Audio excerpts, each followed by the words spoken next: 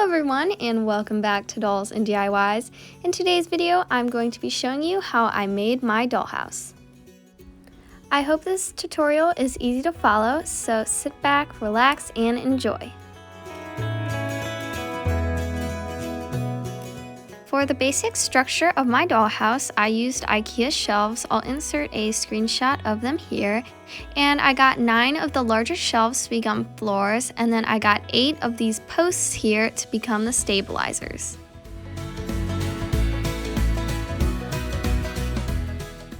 The next thing I did was stain my shelves this light gray color, and this is an optional step, but I thought that a stain would look better than plain wood grain.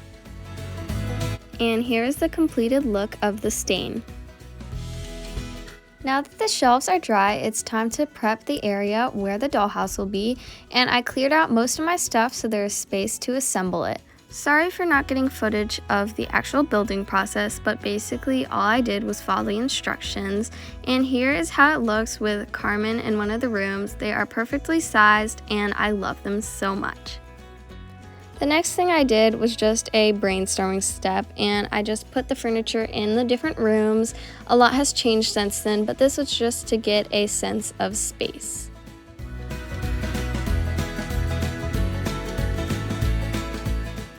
And if you'd like to see an overview of this stage of the creation, here it is.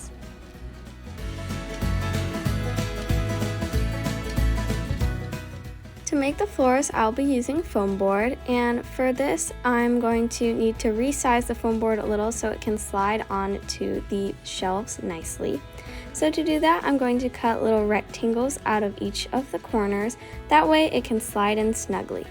Since the cutouts for each shelf are different, there is going to be 3 variations of the floor cutout.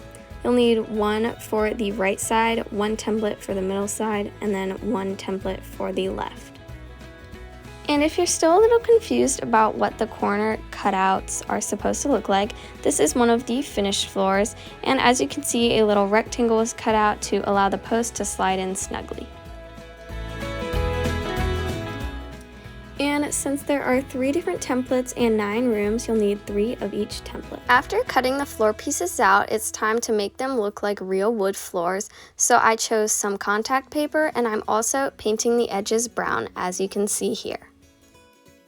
The next step is to apply the contact paper, and basically you cut it to size. Mine is already the perfect width for the foam board, so that was really nice.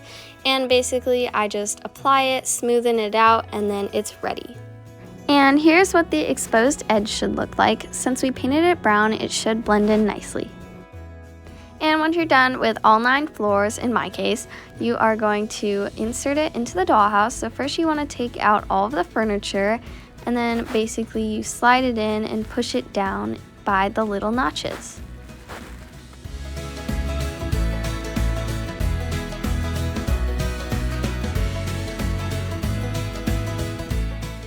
And here is an overview of the dollhouse with the floors.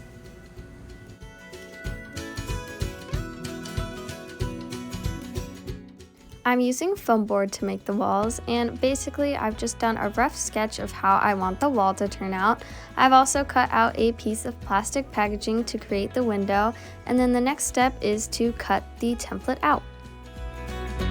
After cutting the piece out, I chose some scrapbook paper for the wall design, and I think it matches the kitchen nicely. But before gluing it on, I taped on the window pane. Next, I cut and glued the window frame pieces, which I made out of foam board.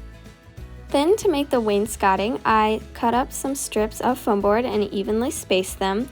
Then I covered it in computer paper to make it look nice and clean.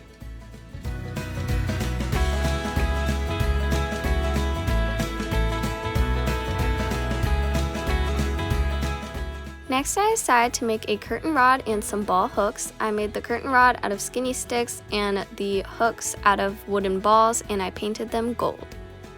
To make the curtains, I chose this white fabric and I cut 2 rectangles out of it.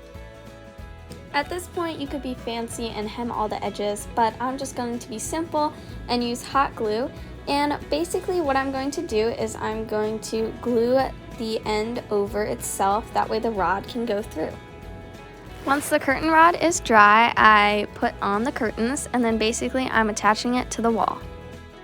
And to finish the curtains, I'm taking some ribbon and I'm going to tie along the middle. And this is the completed curtains. And the last step I did to complete my wall was add the round hooks. Here is what the finished wall looks like installed, and now it's time to make about a gazillion more. Make sure to be creative.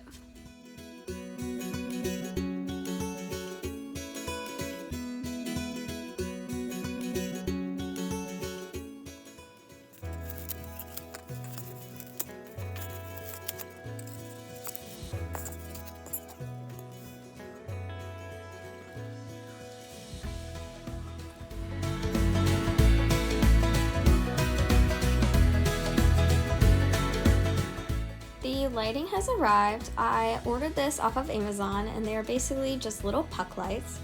All I had to do was insert batteries and then insert the lights onto the ceiling. And then to turn them on, you just click them, and then to turn it off, you click them again. Here's an overview of my finished dollhouse. I'm very proud of it because it all started with, as you could see, like some pillars made of wood. And I think this is really open-ended and creative. I really love this project. It made a great summer project for me, and I, like I said, am very, very proud of myself for making this, and I can't wait to use this dollhouse later in the future.